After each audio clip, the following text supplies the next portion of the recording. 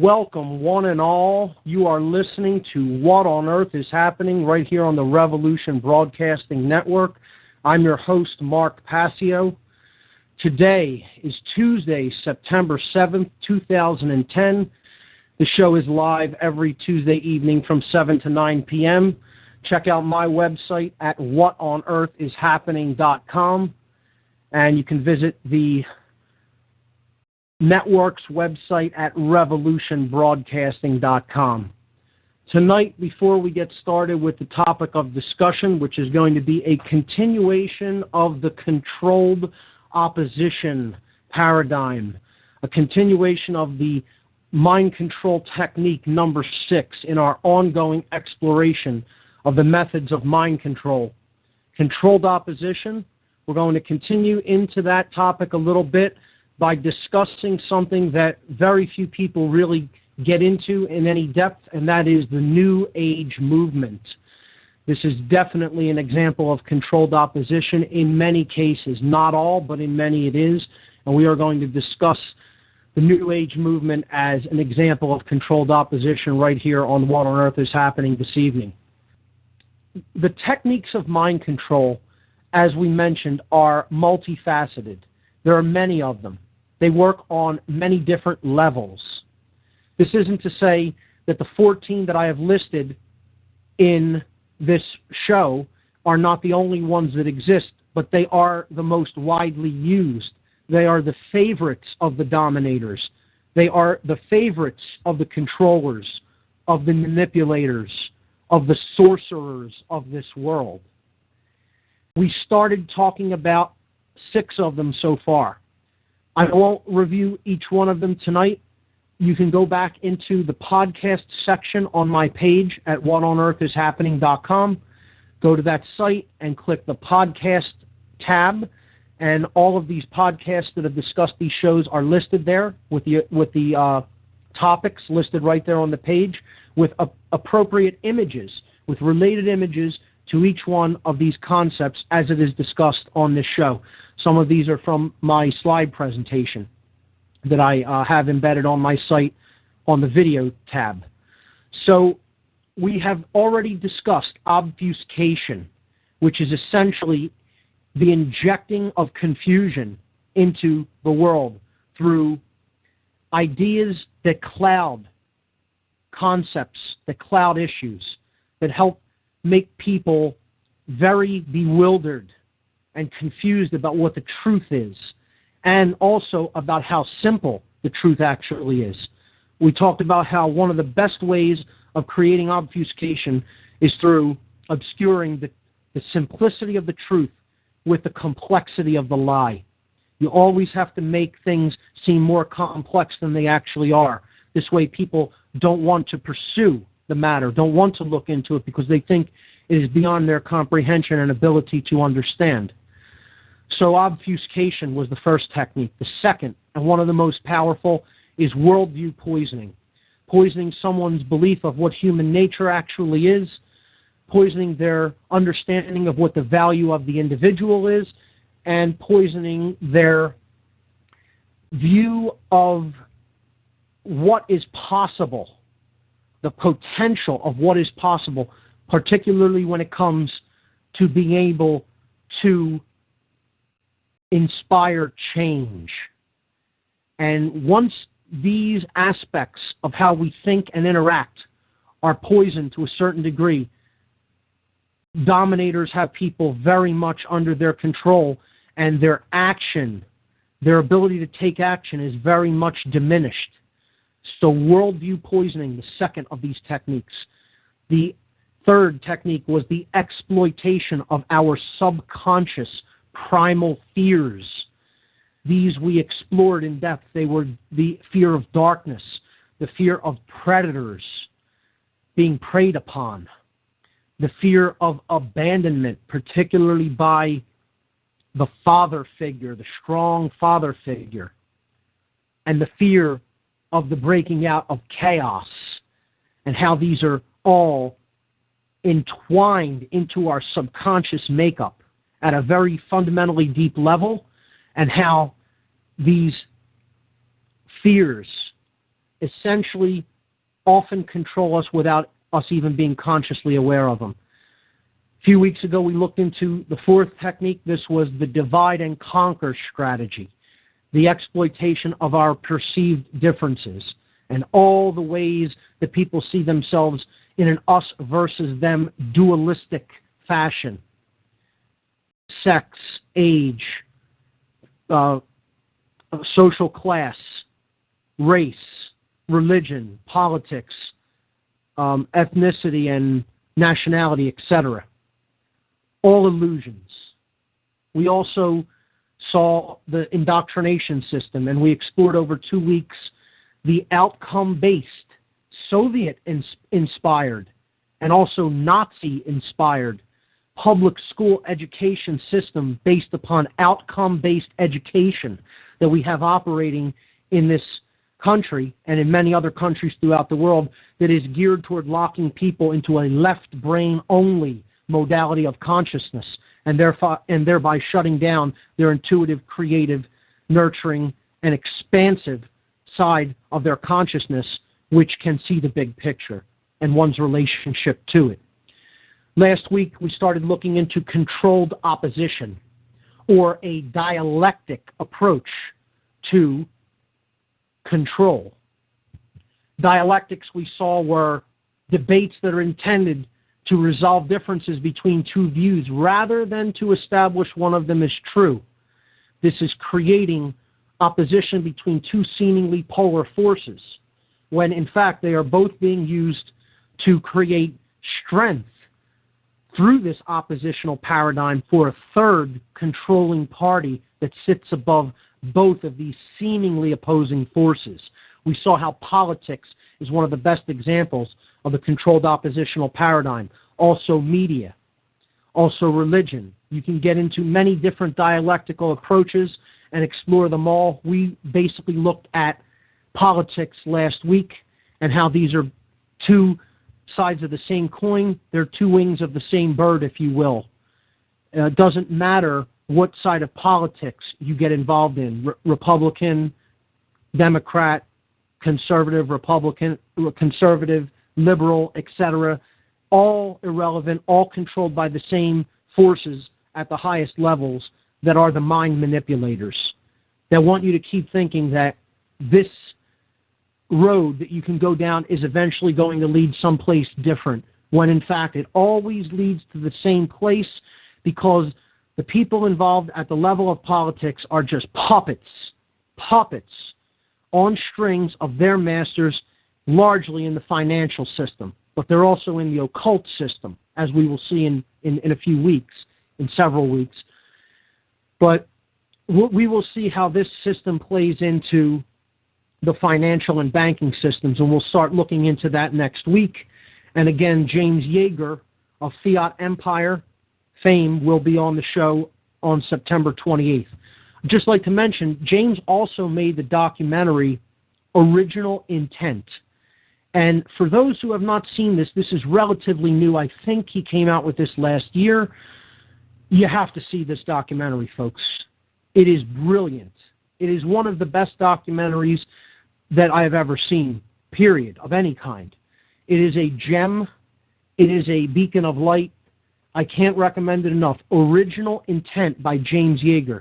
It is about how drastically off base this country is headed from the vision of the founding fathers that laid the groundwork, the framework for this country, and the two main forces, and they are also controlled oppositional forces that play off against each other and are essentially working for the same purpose, which is 100% total centralization of power and control. And these forces are cultural Marxism and corporate fascism. People think that fascism and socialism or Marxism are completely two opposite ends of the political spectrum. Well, you know what? They may be, but the wings of the bird join when the bird brings his wings together on the other side. Okay? It is the same force. It is the same general consciousness of control that controls both of these two seemingly polar forces in our society. Leftists often think it's only about corporatism and corporate control gone haywire. People on the right think it's only about social, cultural values that are taking over. It's both of these things. They're directed by the same force. You bring two forces together, they form the Royal Arch. And that's the strongest architectural structure you will find. That's why controlled opposition is such a strong form of mind control. People only often see one side of the issue.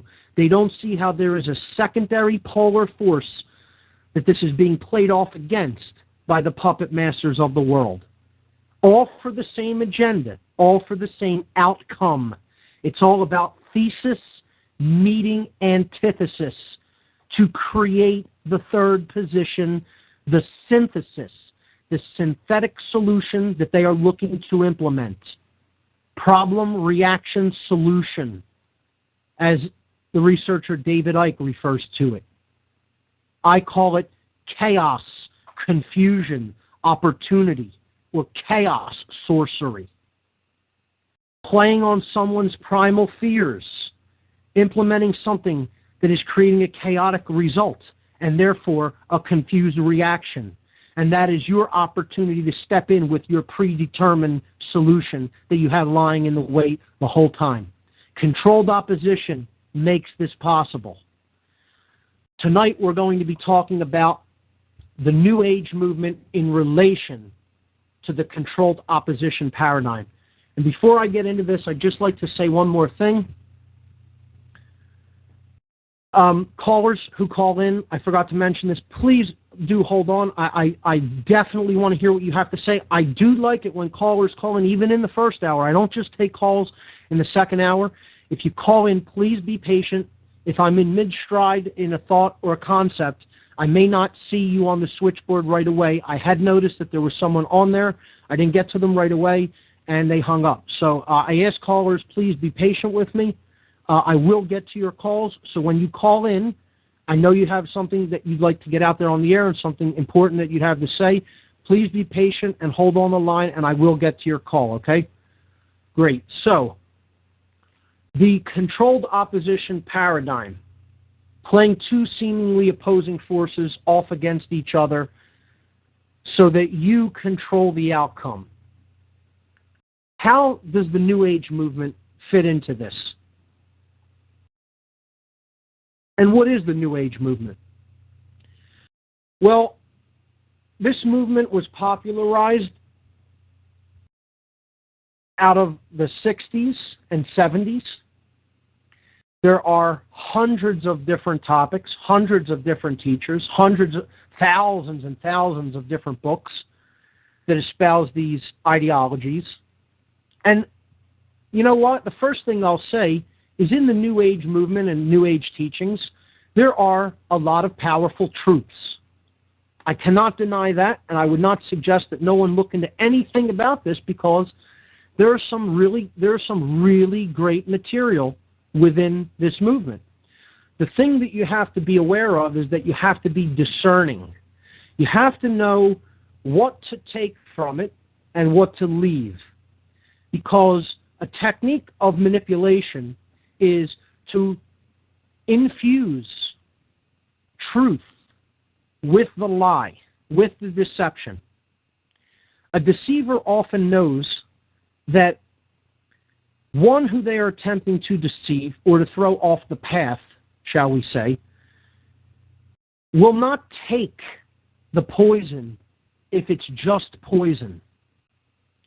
They have to put a little bit of something that is good, something that is true, something that is recognized as being needed in with the poison.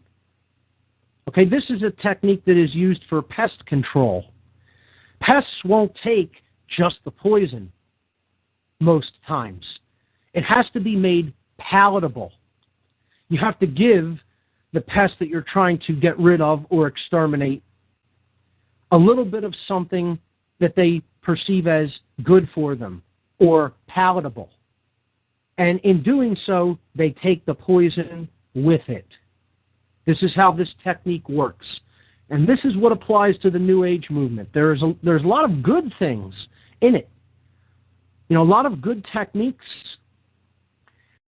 things that we should be practicing, things that we should be heeding in our lives and understanding. But there is this deep underlying current that is nested underneath not all, but a lot of these teachings and a lot of these so-called spiritual teachers and gurus' agendas. And the main thing, the biggest aspect of this controlled opposition technique is infusing the idea, interjecting the notion that one should not look upon the negative, that the very act of looking upon the negative empowers the negative and gives it energy over you. And I'm here to tell you tonight that if you have bought this idea, you're under mind control. If you have bought this idea, you have taken the poison pill because it sounds like something that's good or reasonable. And it sounds to you like, oh, I can become fully enlightened. I can really be a force of good in the world and not have to look at all the negative, uncomfortable stuff that's out there in the world that is happening. I don't have to understand it. I don't have to understand how evil certain people are in the world. I don't have to understand how these evil people's methodologies work. I don't have to look at any of that negativity. I can always stay in my comfort zone of thinking that the world is basically a good place where these things aren't really happening. And people want that. They want to think that that's the reality and that they are going to be having an incredible impact without looking at the dark side, without understanding the workings of the dark side.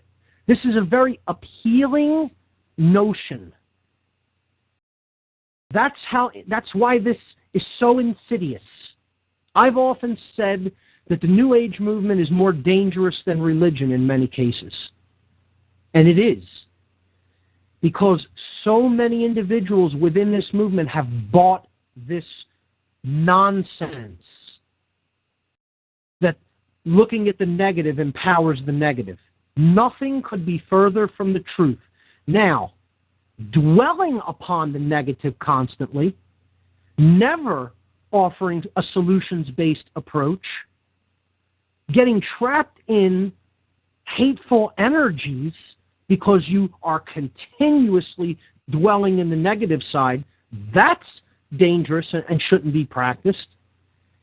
But understanding the negative by looking into it deeply enough that you have a firm foundation from which to work from about the technology that is being employed here, the psychological technologies, the methods that these manipulators are using against the general populace. There's nothing negative about doing that. That is empowering. That is looking into yourself. Because all of us at one time or another, and indeed many of us still are affected by these techniques. All of us have been affected at some point in our life. And many of us are still under these negative influences.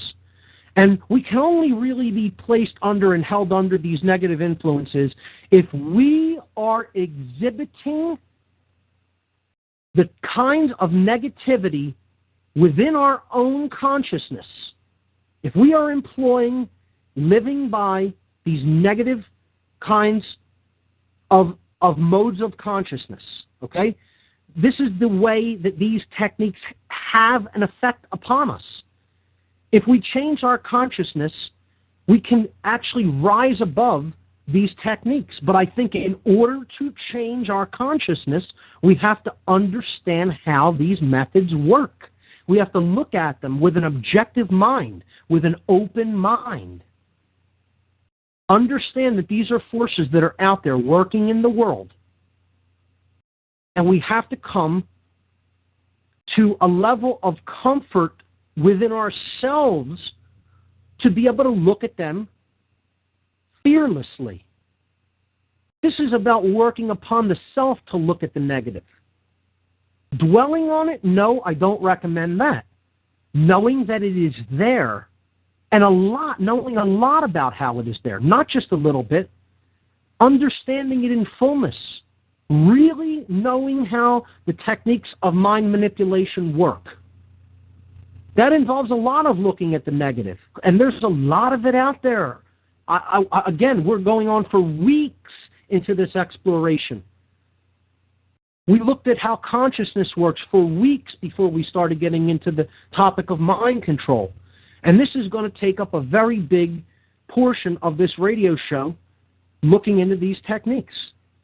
This will be an ongoing exploration here on what on earth is happening. Because the understanding of how these control methods work is one of the keys to liberating oneself from them. The New Age movement in general wants to teach people, or not all of it again, and this is a case where I'm not making a blanket statement, okay? There are those within this movement that are powerful teachers and will look at things as they really are. Okay, so I am not saying 100% in this instance. There are some extremely powerful tools out there in New Age books, lecturers, teachers, healers. This should be explored. Discernment is what I'm calling for. I am saying we have to watch for the injection of the idea. Do not look at the negative. This is not how the law of attraction works, folks. That is a complete fallacy. You want to understand how the law of attraction works? If there is a fire, you take heed of someone explaining to you that there is a fire in your vicinity and you better be careful. Otherwise, you ignore that information, you're probably going to be on the receiving end of damage or worse. Okay? You have to be discerning about who may be streaming fire, but at the same time, you can't just say, there's no such thing as fire, or, oh, if I take someone's word that there's a fire, I'm going to be negatively affected by it. No, it doesn't work that way. Okay? If you take someone at their word, you check into it, maybe verify that, yes, okay, we have a problem here, and understand the steps that may be necessary to reverse the problem. You may need to put the fire out with an extinguisher if it's small enough. You may need to call the fire company. You may need to get out of the building because it's out of control and too big to do anything about it at that point. But knowing is part of the necessary action. Knowing about the negative situation is the biggest first step toward understanding the necessary action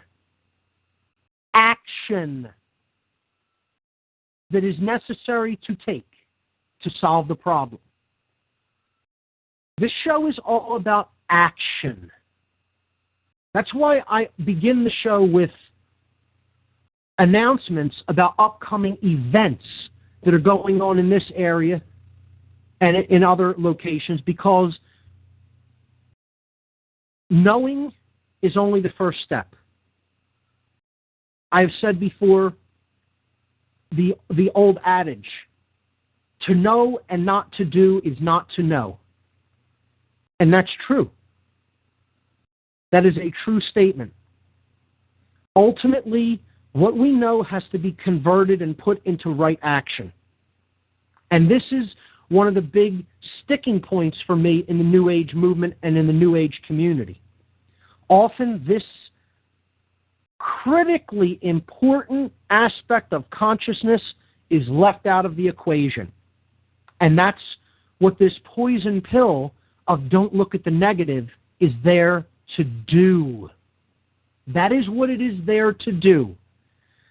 Get someone not to look at the negative so that they will not be activated, so that they will not become active in the freedom community. They will not become active in doing something about what is going on in the world regarding the usurpation of our natural law rights. I read these event announcements because these are events hosted by people that are active and that are doing something that can truly transform this place. Action that is capable of truly transforming this place. And that's ultimately what this show is about. As I said, this show is all about the causal underlying factors of why people suffer, why they are inflicted with self-inflicted suffering, with suffering that they created themselves, and they have within their power to change if they look at the causal factors, the root causes that are indwelling. And this doesn't mean that you, and here's another New Age fallacy. It doesn't mean because you yourself, as one single individual, as one monad or unit of consciousness within the all, because you have small flaws within you that you may be working on or that you may be ignoring, okay, whatever happens to be the case, it does not mean that because you may have individual flaws that is why the world is in such an extreme state of imbalance. Okay? Everybody's internal flaws added up in a quantum level, quantum meaning amount, is what has made it that way. Yes, working on yourself will remove that, but it doesn't mean that you have to become some perfected being and then just because you, the one individual, will become some perfected being that the world will radically transform overnight. There will still be people in the world acting in negative ways, believing in things that don't exist, under total mind control, even if they're perfected beings. So if you happen to believe that the story of the physical Jesus, you know, you can use that as a metaphor. Whether it is an actual historical fact or not is irrelevant. A person of that level of consciousness would still be treated in a world that was under the kind of mind control that was going on back then and is now in the same fashion. That person could be perfected and they could show somebody how to act in a particular situation and how to treat others and how to forgive others. But it doesn't mean that other people are going to magically stop acting the way that they're going to act based upon their conditioning and their upbringing and their experience and their environment and their mind control. That's not what it means. This is another New Age fallacy, that it's all about attaining perfection. Well, I don't believe in the notion of perfection. I think the creator of the universe is what perfection is, and we attain to that. We aspire to that. But that doesn't mean, I shouldn't say attain, we aspire to that level of perfection, but it doesn't mean we're going to reach that level of perfection in a physical body. If you're in a physical body, you're going to have some flaws. You're never going to deal with every single situation that comes your way in 100% perfect and 100% elevated level of consciousness. This is some kind of impossible notion that the New Age movement also wants to perpetuate and put out there in certain circles. And I would suggest that this is to discourage people from truly working upon themselves. Because once the idea that goes in that, oh, the end result is this kind of a level of next to unreachable perfection, I'm not going to bother with this. I'm not going to bother really trying to work on and improve myself and understand what's really going on in the world. It's way too hard. When in fact the truth is that it's actually simple. I didn't say easy. I said simple. to understand what's taking place both within and around us if we view it with an open mind and an open heart. The truth is always simple. There's a lot to it, yes. I didn't say it was a little bit either. I said it was simple. It is based upon fundamental building blocks that we can receive and we can open our minds to and progress through in a stepwise progression. I'm also not of this New Age notion that enlightenment happens all at once and that there are all these shortcuts to enlightenment. I think this is nonsense, and I'm very vocal about that.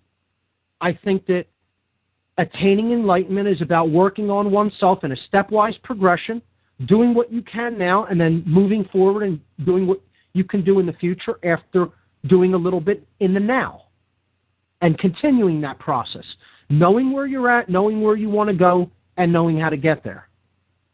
And it's a journey. This idea of the Satori awakening, the sudden awakening, when somebody is completely in darkness in 1 minute, and then they have some kind of a spiritual flash and they're woken up and they're a teacher or guru in the next minute. Wonderful if it happens to you folks, but for the 1 in billions that it does, I don't think that's really what we should be trying to hope happens. I think this is something that is a pipe dream. If you want to believe, okay, yeah, that happens for a few people, but if you're holding out your hopes that that's suddenly going to happen to you and it's not going to require any work and you're going to get there from a shortcut, I think you're very delusional. It's about work. Work. That's what it's about. That's why it's called the great work. It's not called the great play or the great accident. Okay? It's not called, the great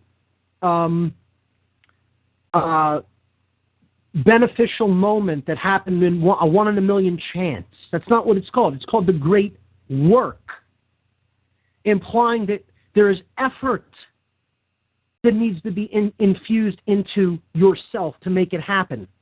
Effort is required. There is a requirement for spiritual transformation, for true spiritual transformation. And knowledge is the biggest part of that. Care is the biggest part of that as well. These two things go hand in hand. The left brain in conjunction with the right brain. The male in conjunction with the female. The chemical wedding. The true synthesis that is required. Well, some systems place all the emphasis on knowledge and not enough on care. And some systems place it all on care and feeling-based techniques and not enough on learning and knowledge. And there is such a thing as knowledge, and it does exist in the world. We could obtain knowledge through experience, and we could obtain knowledge of those who have gone before us that care enough to preserve their knowledge through teachings, through many different media. We talked about previously on the show how dangerous the ideology of solipsism is, the idea that there is no such thing as knowledge or truth. Listen to early shows in the podcast. Solipsism is discussed in depth. Solipsism. Solipsism. Most dangerous ideology there is. And this is also infused in the New Age movement. That there's no such thing as objective truth. That you can never really know anything. Nonsense. Utter nonsense. There is such a thing as knowledge. Truth does exist. It is our task to align ourselves with it. It is our task to become that. Become knowledgeable. Become truthful. And then you will obtain knowledge and truth. And you will be like those spiritual goals to which you attain. So the New Age movement wants to put us in a position of non-action. Not the whole thing, again, elements within it. Let me be clear about that again. I don't think it is the entire New Age movement. This is about elements within the New Age movement that are part of a controlled opposition paradigm. They know people see part of the problem, but then they want to put their force against this to act as controlled opposition, and in doing so, that will lead a significant number of people off the real path to become non-activated. See, this is called the last cul-de-sac before the gold mine. This is a term I brought up last week. But the New Age movement is one of the last ones. It's one of the last cul-de-sacs before the gold mine. Get people meditating endlessly, and you'll find people going into extreme right-brained imbalance and never wanting to take any real physical action in the world no matter what happens. This is the idea of pushing someone into, if left brain imbalance didn't work, well, we have this other option. Let's push them into right brain imbalance. And excessive meditation will do that to you. So will excessively using psychedelics. Or any other drug for that matter. You know, I'll be advocating the positive use of shamanic compounds, okay, entheogenic compounds in later shows on this show. But again, in the proper context. Not simply as escapism, joy rides, wanting to try to go into excessive explorations of consciousness and never bring it back down to the ground. The goal is to do the work right here. The phrase, be here now, is about this. It isn't about excessively meditating. It isn't about not actually taking right action in the world. It's about becoming activated, spiritually activated, in the sense to use proper moral action in the world to make change happen. We are the agents for change if we are properly activated.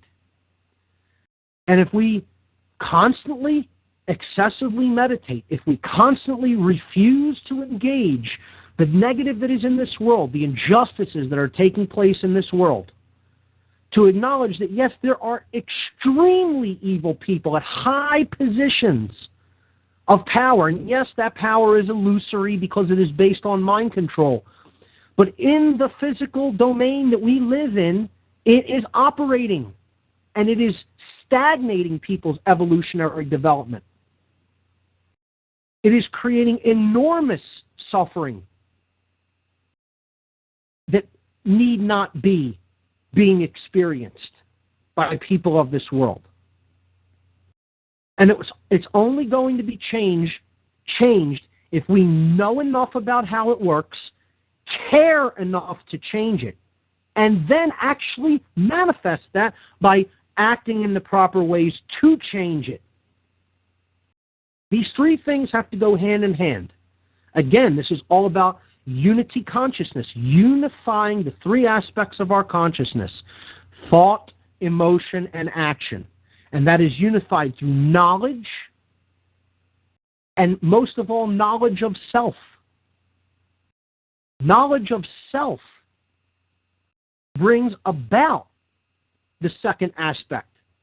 Our emotional qualities have to be raised to true care.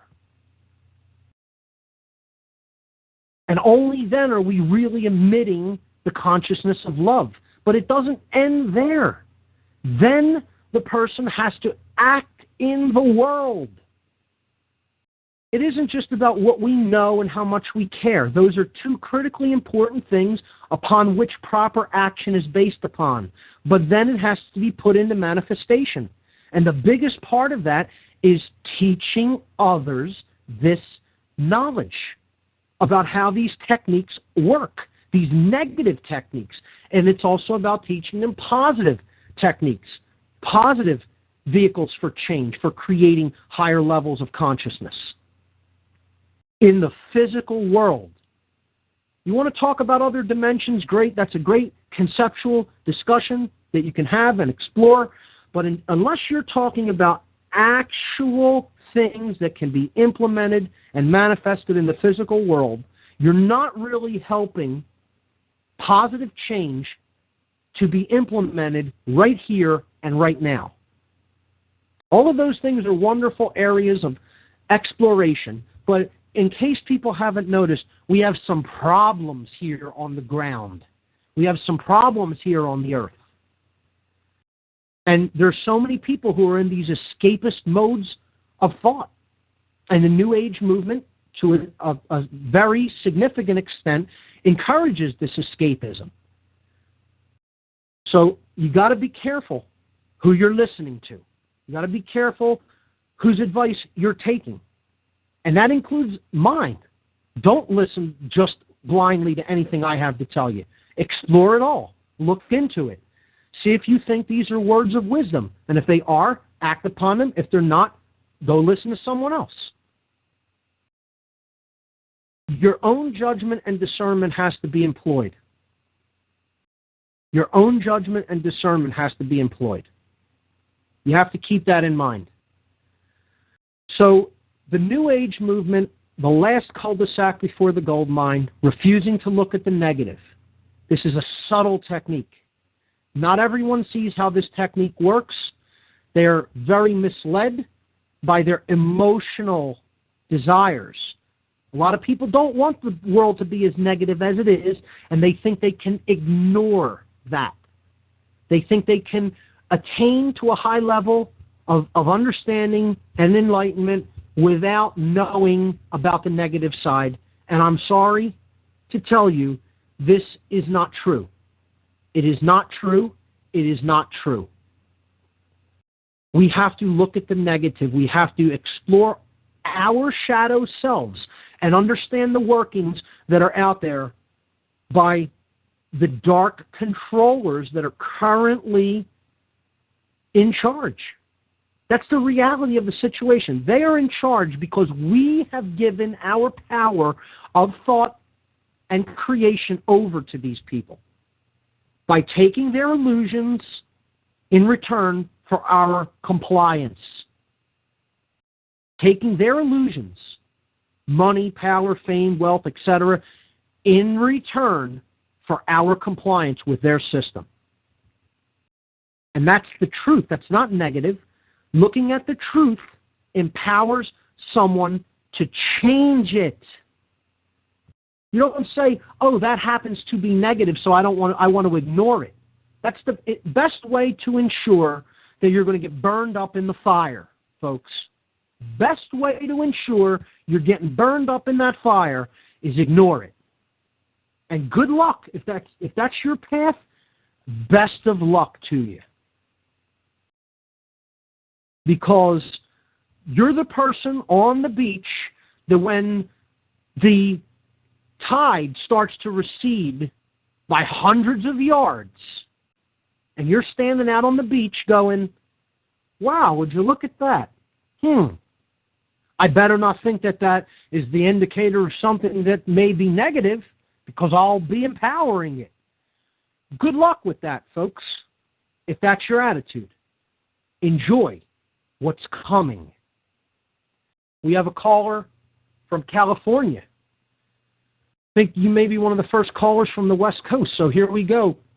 Callers will take precedence.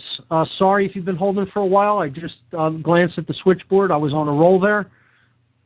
Caller from California, you are on. What on earth is happening? What do you have for us this evening? Hi, Mark. It's Kevin Tilsner, actually. Kevin. I don't know why it's saying I'm routed through. I'm routed through California, I can only assume, because of the Gmail I'm using in order to call you. Not a problem. Not a problem. Gotcha. I wanted to remind people about the allegories that you have spoken of before, and I specifically came up with one recently that I would like to share, if you don't mind. Absolutely. Go right ahead, Kevin. This whole NWO thing, New World Order stuff, I've recently called it, I made an allegory of it, of like the NWO Oedipal complex. Okay. Where essentially humanity is Oedipus and is told inevitably that we must kill our father, hence the government religion, anything that's controlling of that patriarchal dominator nonsense, and eventually, finally, then live in harmony with nature, or quote unquote marry our mother, as to continue the allegory. Right. This is the general direction I see us as inevitably going, just because of we don't much have any choice in the world at this point, that we've kind of polluted things so bad that we kind of have to take a new direction. Absolutely. I think that's a very interesting and appropriate allegory, and I think that that does tell the tale. It does tell the tale of what's going on in the world. I just saw a movie today called Canada. It was released in 2009. I'm sorry, Kev, you broke up there a moment. Kev, you broke up there momentarily. There's a movie. Can you still hear me now? Yeah, that's better. Great. There was a movie called Climatica in 2000. I'm familiar with it. Yes, I'm familiar with it. I am familiar with it. It pretty much says a lot of this. I'm sorry, I'm breaking up again here. No problem. Go right ahead. Hello. Okay. It pretty much seemed to me very much like they blended Michael Tessarien's work with those of the Celestine Prophecy books. That was my general impression. Anyone that knows what both of those people's works are, both Tessarien's as well as the other novels I mentioned, I think already know a lot of what's going on in the movie Climatica. That's just my opinion. I have seen Climatica. I think it is a phenomenal documentary film. I encourage people to check it out. I think the creator of this one did a great job in what he put together. And I've actually sent this out through, I do like kind of like file mailings. I do like file mailings of people on my mailing list, and it's one of the films I've sent out because I thought it was so good. I definitely encourage people to check out Climatica. It's spelled Kymatica, Climatica. And in the movie, they actually also do speak about a lot of the discernment issues that you're speaking of, well, in the whole New Age movement and so on and so forth, and people's desire to find this ecstasy that exists in the universe through some sort of primal energy. And I'm not saying that sort of thing may not exist through some sort of Kundalini type of thing. I don't know enough about it to say, but to be honest with you, it does seem like the law of attraction, while it's not really a good idea to go and just extend yourself and dwell too much on something negative, to completely ignore it clearly is something that, like you had just stated, it's like sitting in a living room with a fire in your kitchen and not bothering to put it out. Exactly. And that is why this technique is so subtle and why it is so effective, because they are playing upon someone's desire for that kind of bliss, that spiritual bliss in their lives. And I am not saying that you should not carry that feeling within you. That should be carried within the individual, if at all possible.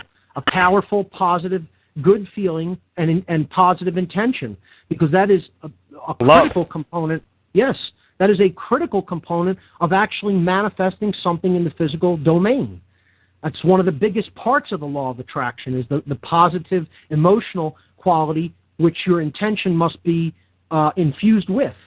However, when it is used as a vehicle of escapism, and when the person doesn't say, okay, I may be aware that these levels of ecstasy and bliss may exist, but there is suffering happening around me. See, this is like the even higher manifestation of what is called the Bodhi mind in Buddhism. Okay? Yes, there's the whole Bodhisattva story where this guy gets to the key, has the key to heaven in the door lock, and then all of a sudden it's just like, oh crap, it's not going to be the same. The whole party of Nirvana is just not going to be the same without everybody else.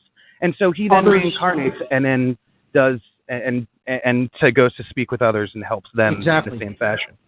Others are still in suffering. Others are still in illusion. Yes. Do the work here on the ground. Understand that these levels of bliss may exist. Carry that with you in your work, but do the work here on the ground. Don't float off in some kind of a right-brained imbalanced spiritual haze and fog, because you're not. When reality smacks you, you're going to feel it hard. Right. I really like Dick Sutphin. I've mentioned his work on this show previously. And for those who aren't familiar with Dick Sutphin, he has a podcast called Dick Sutphin's Metaphysical World, and it's a good podcast. But I like him as a teacher, and I don't consider him too New Agey, because he talks about this aspect. He talks about we cannot ignore the negative. We can't float off and drift off in some kind of a spiritual daze. He tells a little anecdote about his friend who was excessively meditating, couldn't concentrate on his work, went to see a doctor. The doctor told him, "You're high. Your brainwave scans like you're high, like you've been smoking marijuana all day long." And this guy was doing no substances. He was simply meditating excessively. And it was like he was so out there on meditation, it acted like a drug, and he couldn't actually operate in the physical world. That's how excessively he was meditating and how out of it this made him. I will talk about meditation techniques when we get to more specific solutions on this show. And I've practiced transcendental meditation, and I feel that I'm quite good at being able to slow thoughts, to quell thoughts, and to just bathe in an ocean of pure consciousness for a time. But I don't do it excessively. 5-10 minutes a day, if that, and it focuses me enough to get things done that I need to get done in a recentering or a reorientation of yourself. Yes, I totally understand. Yes, and that can be powerful for the brain, powerful. But once you get off into this tangent of doing it excessively, it can become just as damaging to the brain as any drug. So again, discernment is required. Understanding of this tool. This isn't the end. This is a tool to get toward the end. Okay? The tool cannot be abused, because it's just a tool, just like psychedelics may be a tool for some. Okay? If they're abused, meaning used in the incorrect way, in the wrong way, they're not going to get you to where you want to go. It's going to be another trap. And but in small doses, they've recently even discovered that psilocybins have actually been helping people get off of both drugs of like heroin nature as well as alcoholism. Absolutely, if they're used in the proper context. Correct. 100%. I 100% agree with that. I think more study should be done of psychedelics. I think we should be learning more about them constantly. I think that whole research community should be doing work with these powerful tools, is what they are. Like a hammer, a tool can be used for the wrong purpose. Somebody can use it to build a home or a shelter for the homeless, and somebody can use it to murder. It's the same thing. It's just a tool. The consciousness that wields the tool determines the result of what the tool produces. Kev, I want to thank you so much for calling in. It's an honor to speak with you. Always great to hear from you, and feel free to call in at any other time. Thanks so much, man. Have a good one. You too. You take care. Good night. All right, Kevin from Philadelphia. Always good to hear from Kev, and we're into the second hour now. That call took us past the second hour turnover. So let me give the call-in number again for anyone else that wants to call in and discuss mind control. Anyone that wants to discuss the controlled opposition paradigm, the New Age movement, this idea of the cul-de-sac before the gold mine, as we've been talking about, how this is a subtle technique to take people off of the path if discernment is not used. So the call-in number for this show is 724-444-7444. Once again, the call-in number, 724-444-7444. When you call in, first and foremost, please be patient. I will get to your call. Secondly, you have to punch in the call ID number for this show. The call ID number is 83515. The call ID, 83515. All right. So, we looked at how the New Age movement, in some instances, will take people off the path by asking them to ignore the negative. So, as we have talked about before on this show, the philosopher Vernon Howard, he said that we must look at the negative. You know, the human species is so sick, it's in such a severe state of sickness that few can bear to look at it. But those who do look at it will become well. Vernon Howard, the philosopher, made that statement. If we look at the ailment, we can come to a proper understanding of what has made it this way, and we can understand the way out of that condition. And this is all about knowing the self. It's all about not running from the shadow, working through the shadow, work with and through it. The way out is through. That's another phrase I strongly believe in. There is no escape from this condition. The way out is not under, it's not around, it's not over, it's through. And ultimately that means through the self. As we talked about in the mystery tradition teachings, like the inscription upon the Oracle of Delphi in Greece, know thyself and you will know the universe. That's ultimately what it is all about. For those who wish to probe the depths of nature, for those who truly wish to understand what it is to be alive, what it is to be human, to understand natural law, if you do not find within that which you seek, you will not find it without. If you ignore your own wonders, the wonders of your own house, meaning of your own mind, of your own psyche, of your own soul, how do you expect to find other wonders within creation? Inside yourself is hidden the treasure of all treasures, and know the self to know the universe and the gods. That's essentially what is inscribed upon the Delphic Oracle. And I couldn't agree more. This is the heart of the mystery. This is about knowledge of self. The reason we're in this mess is because so many of us have lost track with that knowledge of self. So many of us don't believe any such knowledge exists, and there is nothing to find because there is no knowledge of self. There is no knowledge of anything. There is no knowledge of truth. This is another New Age tactic, injecting solipsism into the equation. Please look up what solipsism is all about, folks. I mean, this is the biggest lie of all. And there's a lot of solipsists out there, believe me. This is a poison ideology, poisonous ideology that has taken root in so many places. Solipsism. SOLIPSISM.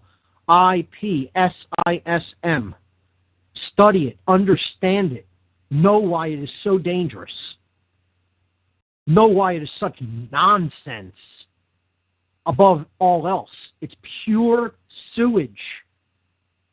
It is not a philosophy. It's an ideology, and a bad one at that. And it's a path toward destruction and ruin.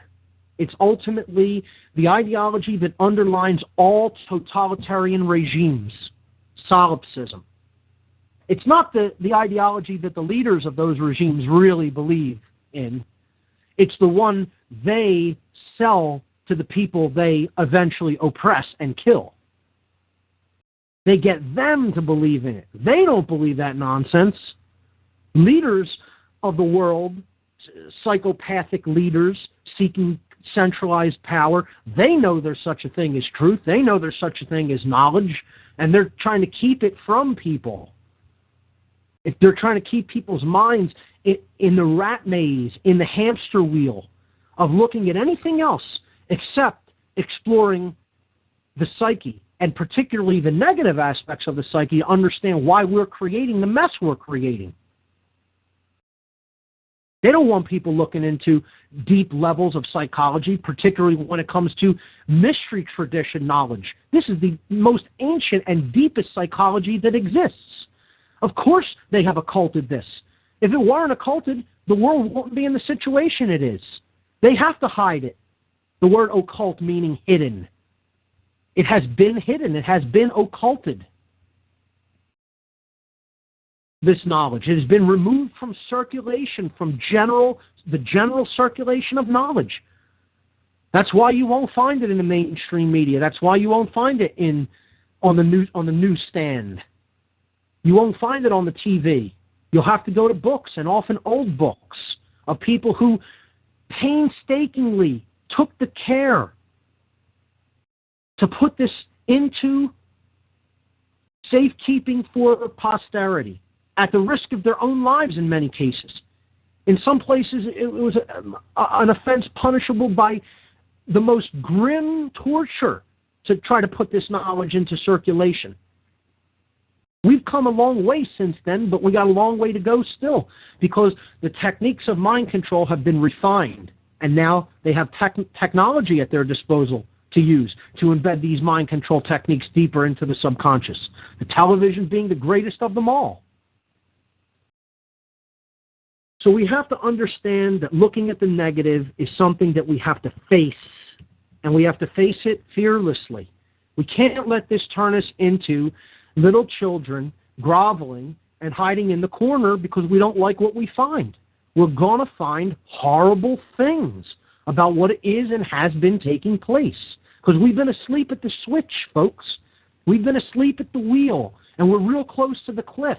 And opening up our eyes requires us to understand, wow, look at how close to that precipice we are.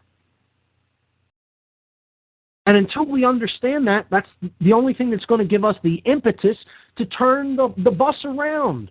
You know, turn the wheel. It's going to require effort. It's got a lot of momentum heading us in one direction, namely the direction of ruin and destruction. But if we wake up and look at it for what it really is, we can reverse our course. Still, I believe this can be done. I think if we ignore information like this, and if we ignore the dark aspects of ourselves, they're eventually going to devour us. The way out is through. It's through the confrontation of the shadow self. Again, Kevin brought up a great allegory, the Oedipus complex allegory. And I do feel that is very appropriate, and it is what is occurring. We do need to devour this dark, negative father figure so that we can come back into the womb of creation, the divine, sacred, feminine mother that will care for us if we live in harmony with natural law principles. We keep ignoring this stuff, and we keep ignoring aspects of ourselves which have created this. We're going to create something very, very unpleasant and very uncomfortable. We're long into that process. But again, that's why I do this show, and that's why people who expose the darkness of this world are doing what they do. That is the true work, and it is also employing, exploring, and proposing powerful solutions, a solutions-based approach. And part of the solution is understanding what's really going on. Knowledge of what is taking place is part of the solution. It's not the 100% totality of the solution, but it is a critical part of it. So Kevin was bringing up allegories. I have another allegory to bring up regarding this. Look at the movie Lord of the Rings. Now, I highly suggest this trilogy. I'd say check out the director's cut as well, because there's even more in that. The extended edition director's cut. Lord of the Rings is one of the most powerful spiritual allegories out there, The specific component of this story that I want to explain in relation to understanding and working through the negative is the wizard known as Gandalf. Okay, he begins in this allegorical work of fiction as Gandalf the Grey. He's a gray wizard. He has components of the light and the dark within him. White and black mixed together create gray. So he is the gray wizard. That's what this is allegorically suggesting in this movie and book. Of course, read the books. The movies, though, cinematically, just absolutely incredible visions brought to life on the screen. I think a wonderful job was done with this allegorical trilogy. And most that listen to the show will probably be familiar with it, but if you're not, please do check out Lord of the Rings. Gandalf, the Grey Wizard, is asked by the ring bearer. This is an allegory for one who is working on transforming the world. He is a true world teacher. He is the bearer of the great work, who has to destroy the negative, who has to ultimately destroy the darkest aspect of the world, the ring of power, by taking it to where it was originally created. This is an allegory about getting down to the very deepest causal factors of evil, the causal factors, the root causes of suffering in the world. And the ring bearer must bring that ring to be destroyed in the fires which ultimately created it. And that's an allegory for the human psyche. It's an allegory for the mind. This is where our illusion, this is where our dark fantasy that is leading us over a precipice to an abyss was created. It is created in the mind through manipulation techniques.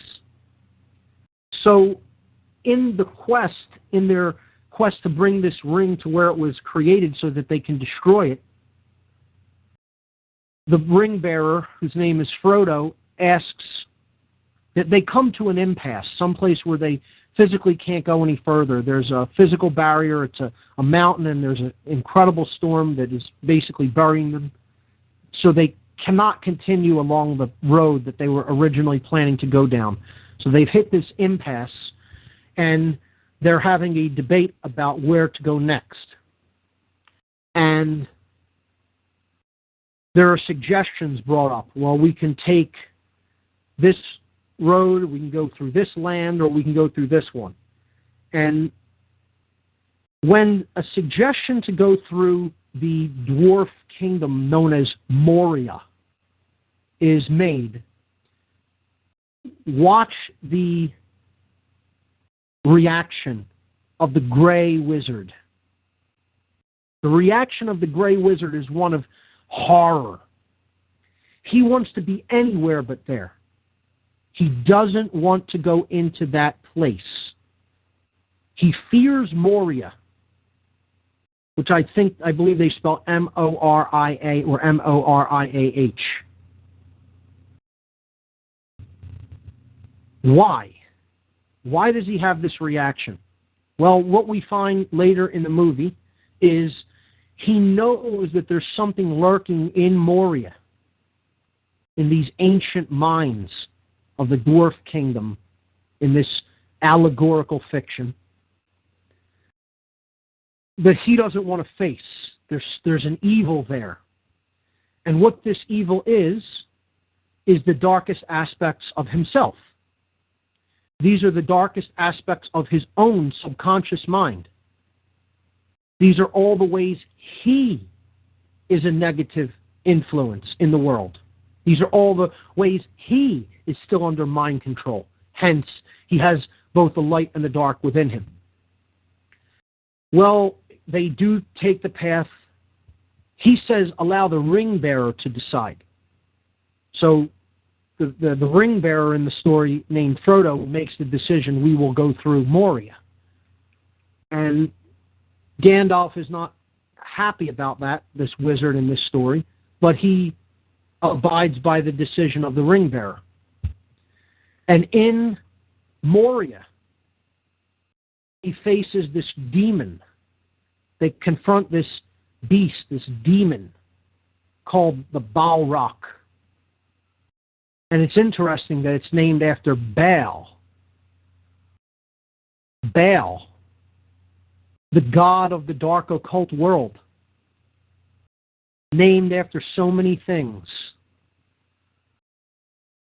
Phonetically, the name Baal can be rendered Baal or Baal, Baal, Bell, Bill, or Bull. And when we talk about more about the occult and more about green language, I'll get into each of these representations, these phonetic representations of this God, who ultimately represents the sun. And in the instances that the dark occultists use this figure,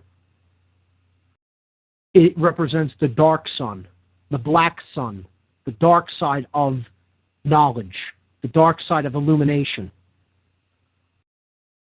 In other words, knowing and acting without care being involved, without true care being involved. Oh, they have care. Their care is of a dark quality. But I'm talking about true care with the capital C. That they don't possess. True human spirit.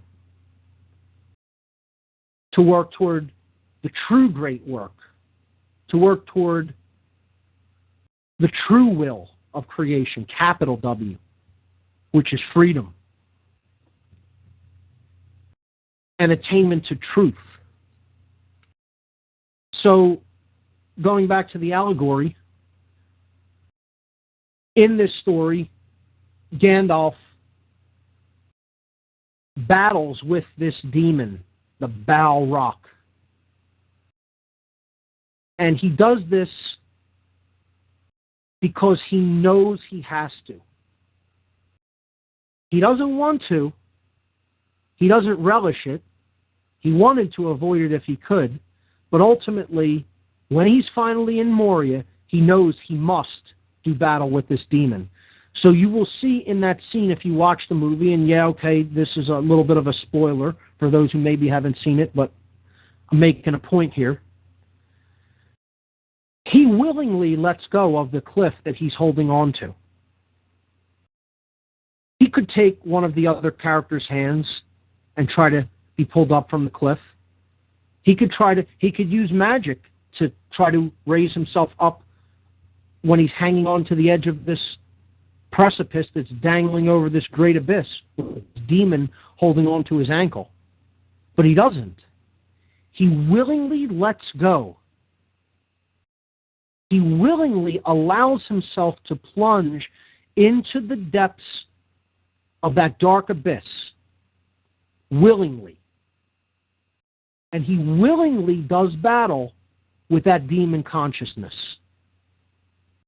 And only after doing that battle with that dark force that represents the darkest aspects of his subconscious mind and the darkest aspects of his behavior, does he emerge in the next movie as Gandalf the White Wizard, the one who has been purified and enlightened. He has obtained true enlightenment, true illumination, through his willingness to do battle with the dark forces that are around him, but most of all within him. Because the word Moria, folks, comes from an ancient Eastern tradition. If you look this up online, you will find the word Moria, M-O-R-I-A, I believe it's an ancient, it's either Chinese or Tibetan word that means the deepest aspects of the subconscious mind. Amazing. Now, did Tolkien know that? That that's what the word Moria means in one of these ancient Eastern traditions? I don't know. Possibly. And he named it that consciously. Or maybe this is an example of synchromysticism, where there's a deep spiritual concept embedded into a work of art through the creative process without conscious awareness. This is a concept called synchromysticism. Please also look that up. There's brilliant videos and exposés on this topic, and there's some very, very highly conscious people exploring the concepts of synchromysticism. I see we have a caller on the line, so let's go to New York City. Caller from New York City, you are on. What on earth is happening? What do you have for us? Woeih, Mark, thank you. It's Mike from New York. Hey, Mike, how are you? How are you? I had something I had written. It's about a page. I was wondering if I could read it really quick. Absolutely. Go right ahead. Okay. Thank you.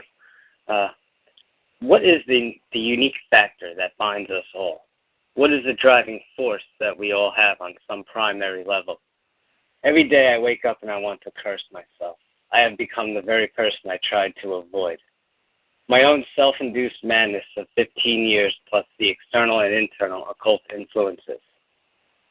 For me, the occult is pure and true to its form, fully hidden in my life. I had no clue it existed and it was a part of me. Only deep within my subconscious mind was I only aware. I had let myself become who I am because of my lack of conscious and holistic decision-making. Only now can I start to look at the person I ran from long ago and want to ask him, who is he? What does he want to do now that I've fully tuned into somewhat of his existence? Naturally, he's pissed off at me because I avoided, starved, shamed, beaten, lied, abused, abandoned, and raped him. Only he's me. But I know he comes from a place of love. After that love is realized by the conscious me, true self, capital letters, there can be forgiveness within self-love, all capital. No matter what the rules of the ego tell me to feel and act, I am more than it can ever perceive. The ego, emotions, and thoughts are not all that is me or anyone else.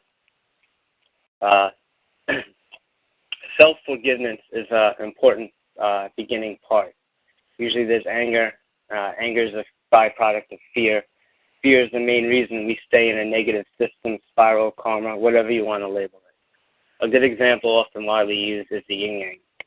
It represents the dual system of the sacred feminine and masculine.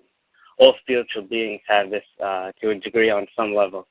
The holistic balance of the two through the mind, body, and spirit, which is studied and practiced in one's own life, is one of the main goals to a higher conscious level.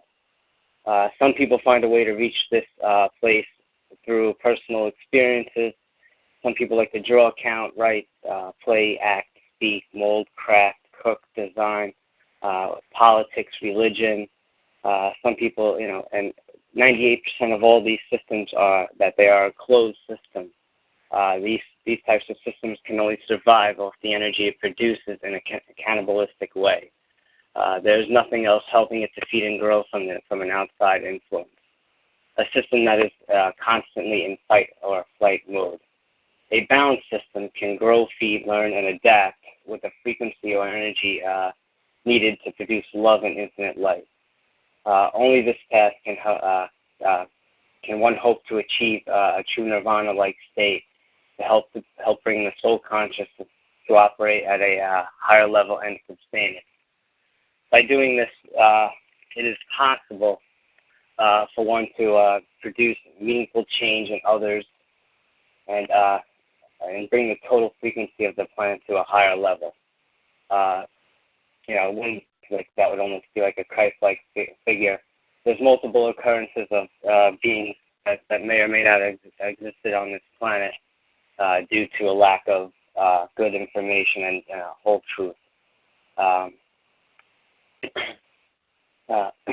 Once a desire erupts inside, that will eat you alive until you can satisfy it.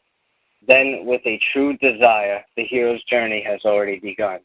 Along the way, if you don't stop the basic needs, gain knowledge, learn to trust, defend, and protect with love for all what is true and morally just, you will never find true meaning through completing any of the parts of your life or this journey, whether they are difficult or not. You will never be able to move on. You will be trapped in your own loop and fear and anger, a loop of fear and anger. Forgiveness is an understanding through power and love and unity from within one is essential for a planetary system of beings to have a positive experience and able to grow and thrive. Thank you. That was really awesome, Mike. I want to thank you for that. I think that you really wrote that from a place of being inspired by the divine consciousness. And I think that was just brilliant. I mean, that's what it's really ultimately about, right there. You know, that's about what we need to understand to become activated. And activated means taking right knowledge, right action in the world through what we have come to understand. So I want to thank you for that. And if you'd like to email that to me, you could shoot that over to me in an email, and I'll post it in the podcast section with this show. Thank you so much, Mark. Have a great day.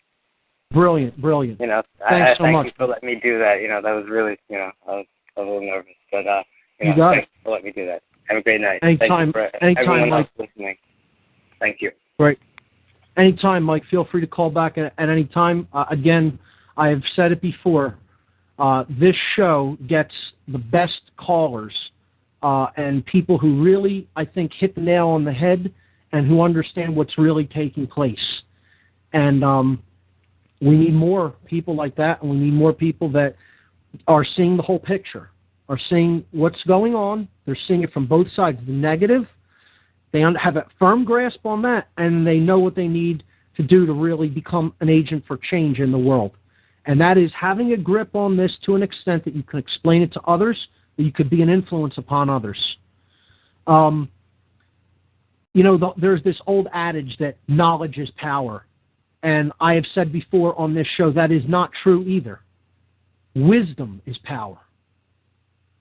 Knowledge is only a means. The true power comes in what you do with it.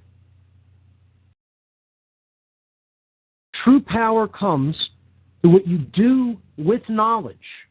How can you affect change in the world through that which you know? This is why on the Tree of Life, in the tradition known as Kabbalah, which means to receive, at the top of the two paths, where our goal, we are aspiring to ascend from the bottom of these emanations as they are symbolically represented in the tradition of Kabbalah. This is known as Malkut. Malkut represents the physical world and more than that, identification with it, the material. To aspire toward the very top of that tree. The Ancient of Days, Keter, Keter. This is higher level cosmic consciousness, unity consciousness, the synthesis, a positive synthesis, not one used as a vehicle for control between the two paths. And the reason it is the highest level of this tree of life, the tree of the emanations called the Sephirot, is because it is unifying the top of the left-hand path of severity, which is understanding, binah, it's called in Hebrew. Binah is understanding. This is the internal quality. That's why it's on the left path or the feminine path. This would be represented by the pillar of Boaz in Freemasonry. They are identical in what they represent. Knowledge is internal. It's what we carry within. The idea is to take that and move over to the path of mercy, or the pillar of Jachin in Freemasonry. Again, exactly identical in their symbology, in what they are conveying, if one truly understands how to read this symbolism, and convert what we know, or what we carry within, into practical positive action in the world. And that is the Sephirot known as Chokmah, wisdom. Wisdom is properly applying and acting upon that which you know. Knowledge is not power in and of itself, but wisdom is power. What we do with what we know. And that is the part that needs to be really motivated, because the New Age movement leaves this largely out. Not totally, again, no blanket statements here when it comes to this topic. But largely this is left out in New Age movement circles. Positive action in the world cannot be ignored. We do need to do something. The do cannot be left out of the equation. It is the middle or the uniting force of be, do, have. Do is a required component of that equation. Be comes first. But do is the unifying or the synthesis that must be obtained. We have to unite our consciousness in thoughts, emotions, and actions to become truly non-dual, to become truly one with ourselves. And only through Chokmah, the second Sephirot on the tree of life, putting this in a Kabbalistic bent, okay, do we reach the highest level of illumination, Keter. That is the way toward the divine, through our actions. The whole adage, you will know someone by their actions. You will know them by what they do.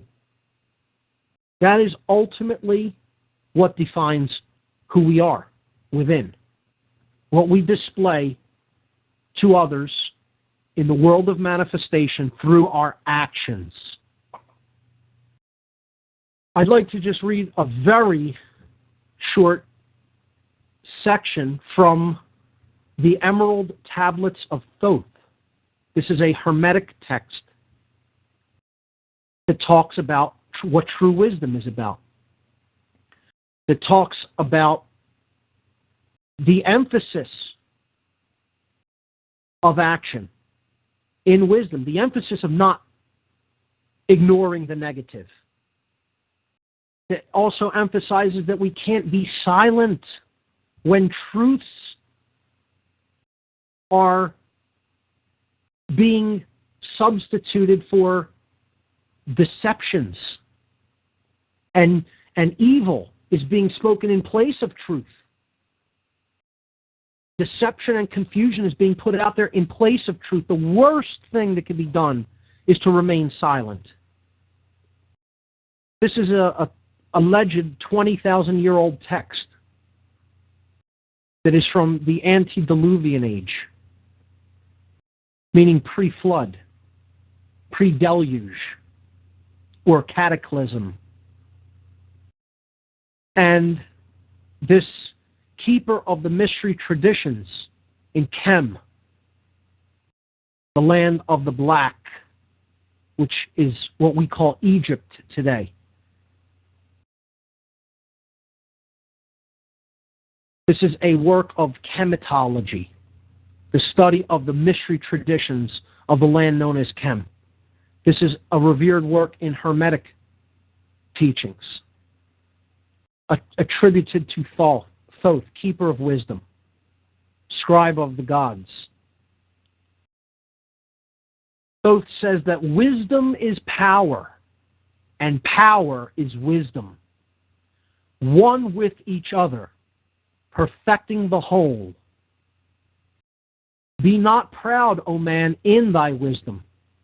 Discourse with the ignorant as well as with the wise. I'll read that again, because some people don't practice this in occult circles and think that wisdom is for them and it's reserved only for them, and never try to teach higher level concepts to anybody because they say you're casting pearls before swine. And this is the downfall of people who have attained some knowledge but haven't really converted it into wisdom. And I would suggest that's a big portion of people in the New Age movement. Not all. Again, do not let it be said that I made blanket statements on this particular podcast. I have made them before, and I think that in some places they are justified.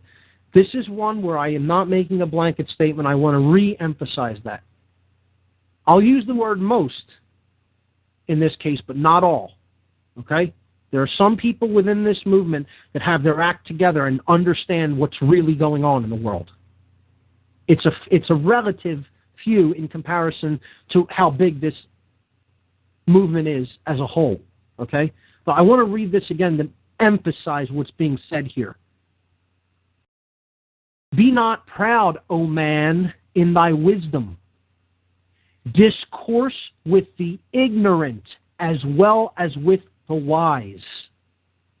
If one comes to you full of knowledge, listen and heed, for wisdom is all.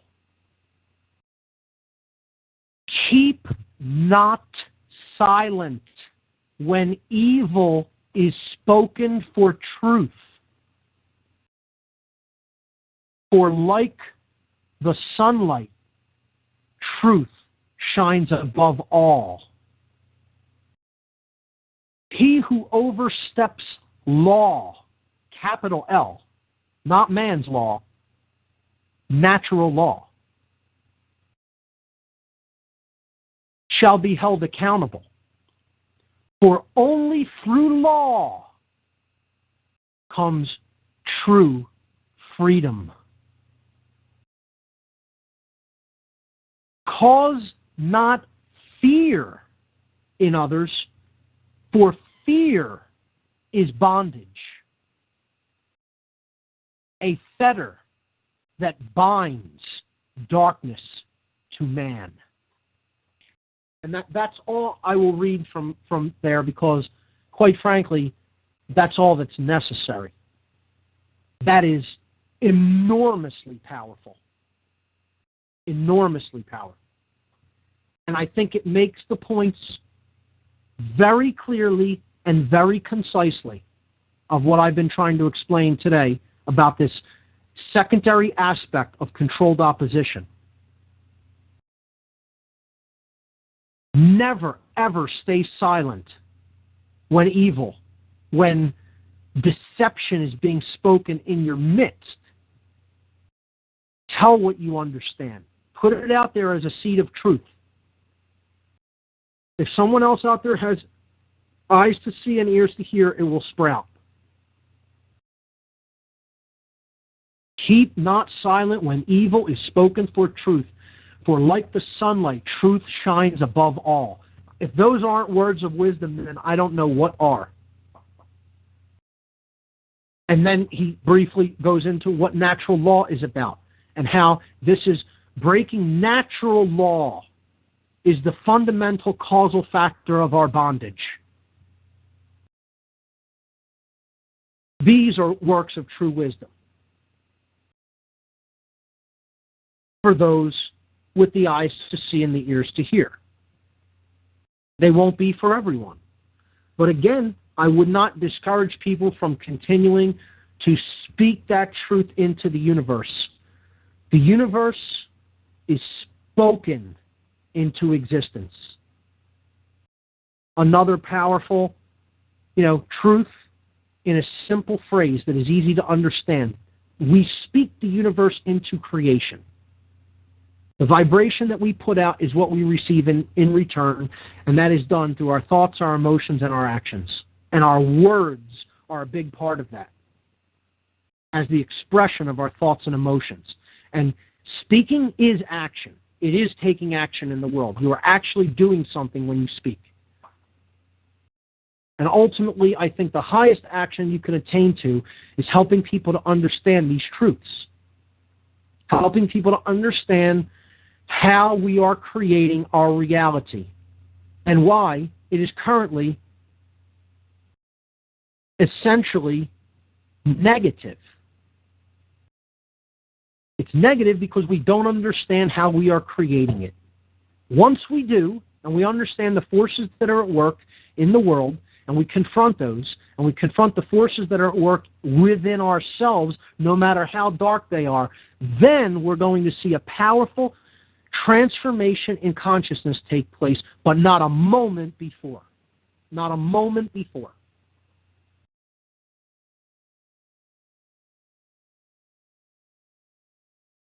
Just absolutely amazing how much knowledge, how much wisdom can be put into so little words.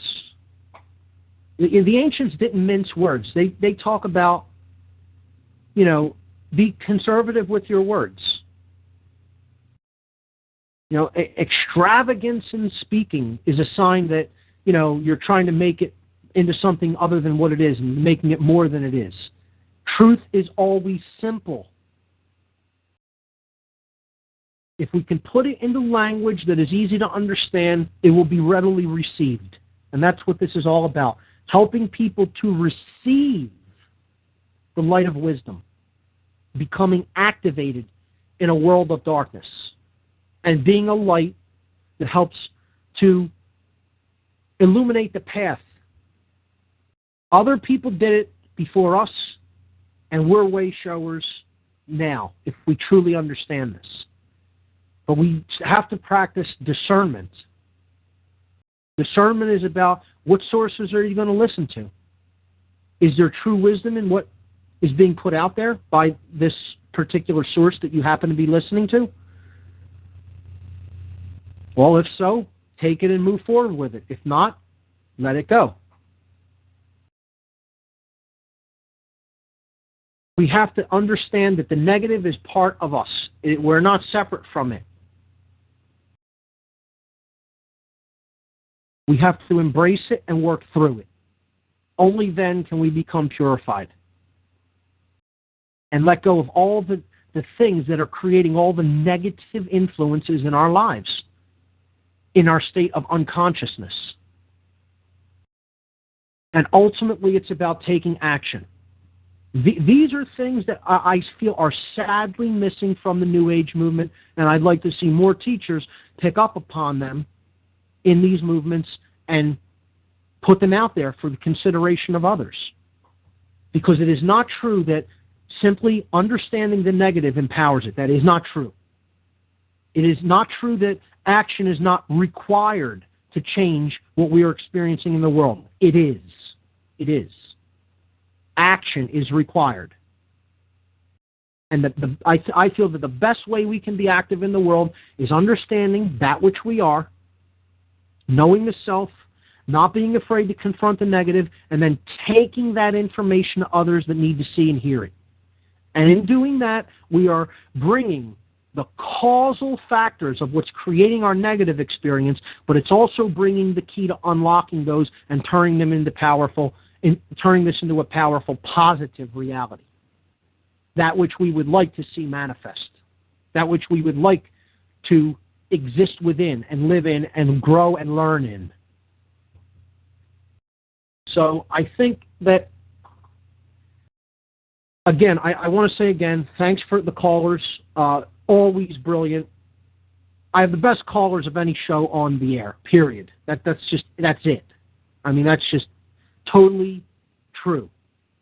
The people that call into this show are the best callers anywhere on any radio show I've ever listened to. And that's saying a lot because I listen to a lot of online radio. So, thank you and keep it up.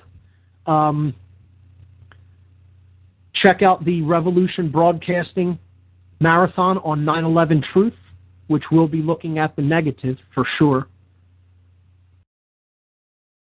and exposing what went on that day and trying to get further to the truth of that